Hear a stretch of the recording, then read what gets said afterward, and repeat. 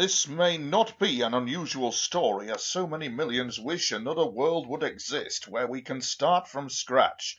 Tony Topping and Claire have given me the chance to tell the reader that there may just exist another planet with future stories to unfold. But for the time being, I present to you a small bite-sized story of the alien village, and this, together with future science, is indeed where we may start. In terms of what we have known as religion, outer interventions to come would not be in a form that the good book says. We have been an unserviced, unchecked model experiment for thousands of years, even with periodic input from outer alien intelligence engineers and scientists. There was now an emerging sense of failing within the current mind of humans, who in so many ways, despite disasters, thought of themselves as invincible. The answers were on the way. We are definitely not just an evolutionary phenomenon without limits. Earth conspiracy theories and secret societies are popular. The men and women thought of as exclusive were the work of their own deluded imagination. Something far more advanced, and our world was now poised to change. The evil of doom and gloom on planet Earth is present. It is in such a mess it knows not what to do with itself. Only to wax lyrical and constant about a future it will not control. It was coming.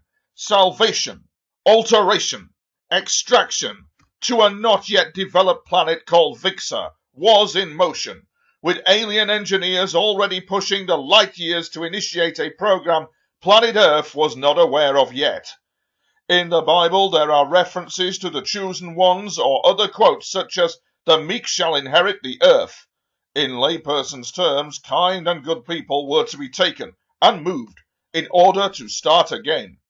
And indeed, was it possible for a new human race, a more controlled and orderly one upon a newly habitable planet? The alien outer intelligence had already primed devices to cleanse the world of the worst of humankind, whilst alien village identification and extraction days and weeks were being planned down to the dates and times. Motherships were heading to planet Earth. Lights were to draw people in, as with hypnotism. The chosen ones, they could walk the gantries of the extraction craft bound for the mothership, and then outward to planet Vixen. The God's Eye view upon leaving Earth would be in appearance as a mad child's warboard game, clear in view. For every adult bound for planet Vixen, the leaving forever feeling was equivalent to a child separated from its mother and family. Upon arrival on Vixen, many elements had to have some familiar themes. Dwellings, food, landscapes were different from that of the familiar old Earth. Though even the sky was somewhat similar, temperature, climate, conditions, and air quality was in a much purer state, as there was no cars on Vixen. Instead, floating transparent pods journeyed to various locations, all in different carrying capacities, but no hurried speeds as in the old Earth car models. So here were some of the conditions to greet those arriving upon Vixen. However, the programmers were of a perceived alien appearance. The movements of Earth's inhabited could be seen through an expanded lens, views by those on board the motherships. To those leaving, this view was so incredible as it was to be devastatingly frightening. All they had known, vanishing. Most had pale faces, dark eyes, their heads the shape of anvils, modulated speech with no discernible rise of all in pitch, but no threatening, over-controlling behaviour could be detected. They were the workers for someone the newcomers had yet to meet. Of course, the new arrivals retained their old Earth powers of communication, but were housed in small Vixen housing modules, and no group gatherings were allowed. Only when returning home could assemblies in Main Square on Vixen be held. By now there were approximately 10,000 teachable former Earth dwellers upon the young planet. There was no monetary currency on the planet, but forms of humanistic credits allowed for various displays of kindness and helpful pursuits. Those engendered desirable personal attributes. There was no Earth models of internet, as Earth dwellers had known, just Vixen administrated hand units and waving posts. The humans were encouraged to smile and communicate verbally to one another. There was no religion or derisive belief systems or model of control, but many regions on Vixen had Vision Day, which on old Earth was church. There were strategic core centres in regions of Vixen where energy cores pulsed and beamed at what we used to know as congregation. The frequency patterns of sound moulded to the new members of the planet. The alien commanders did not speak to one another in language known to us, but in pitched sound and gestures. Communication with the new arrivals was possible on switched voice mode. Food was produced on Vixen, protein-growing meat modules and used cultures. Vegetables were grown in fertile soil with input from gentle beasts that fertilized the earth. The harvesting of grain was performed collectively as was done on old Earth model. It required whole communities to participate.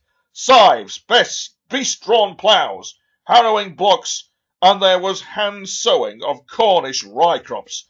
For the many, the new Earth was to begin again. So polluted was the old Earth. Medical practices, however, were advanced with superior treatments.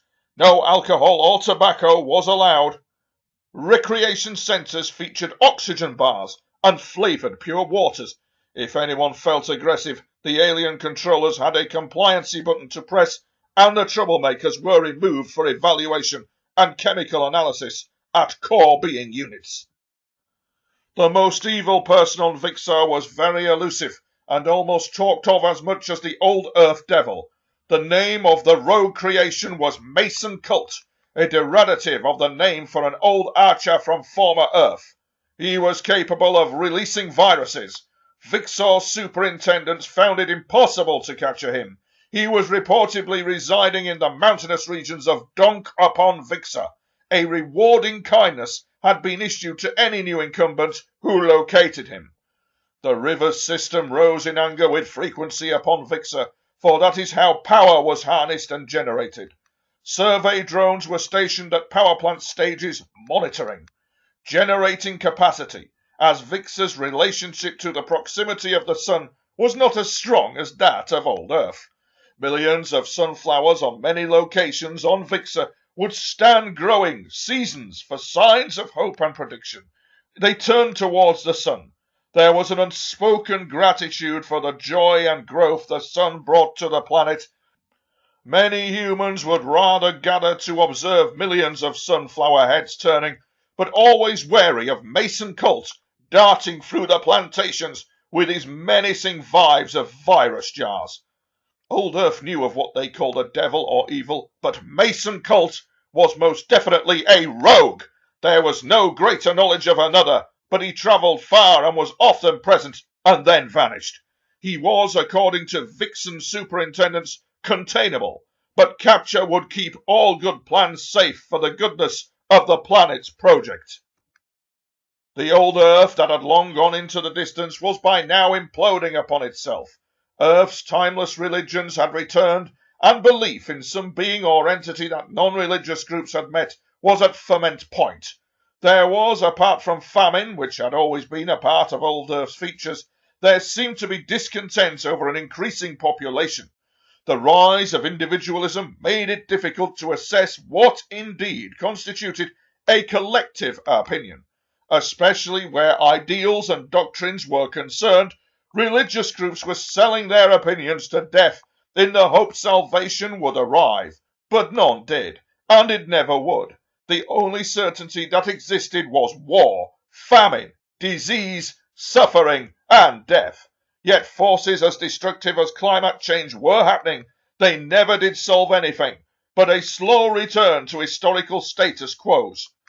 So the human Earth evolved. No matter how the aliens intervened over thousands of years, evolution could not be helped with continual self-destructive behaviors.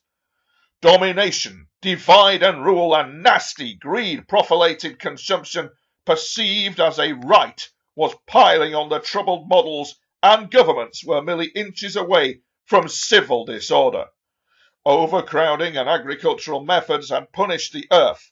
with ever more advanced chemical growing accelerants put into 4 seasonal timelines.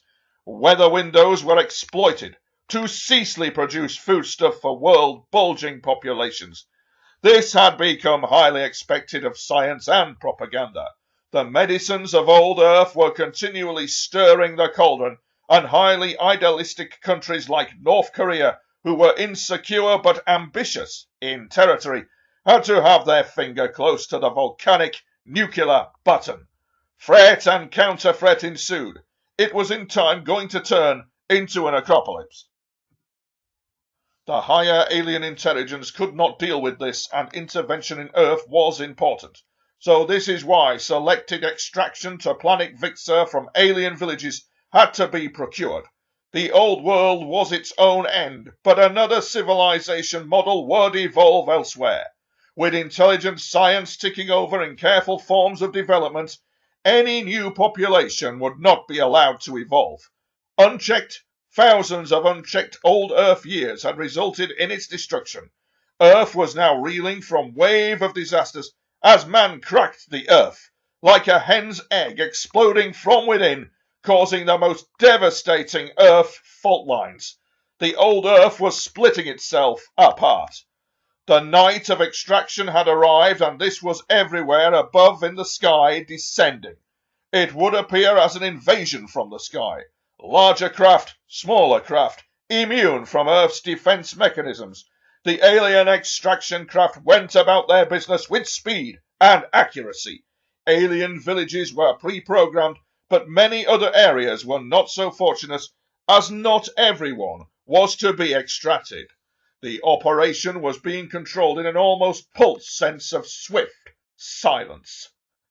Machinery appeared, and an order to procure programmable new citizens for Vixen was issued. There would be an enormous amount of good and evil people left on old Earth, and thousands of alien craft descended on every part of the old world as it imploded. This could be visibly seen from screens in alien craft as they left Earth bound for Vixen. A form of mild anesthetic was administered to those on board to help alleviate mental trauma and to prepare them for the unknown. Aliens stood at strategic points in the alien craft to monitor potential panic. The old Earth would suffer many years in a living and dying turmoil. Systems would run for so long, then collapse. The erratic, polluted atmosphere on old Earth made it impossible to grow and harvest food. Sewerage pumping stations blocked disease. Thousands of cars stopped, abandoned. Some train routes worked according to fuel supply and electric discharge capabilities. Wind turbines worked slightly better as there was an increase in wind turbulence. The sun was patchy.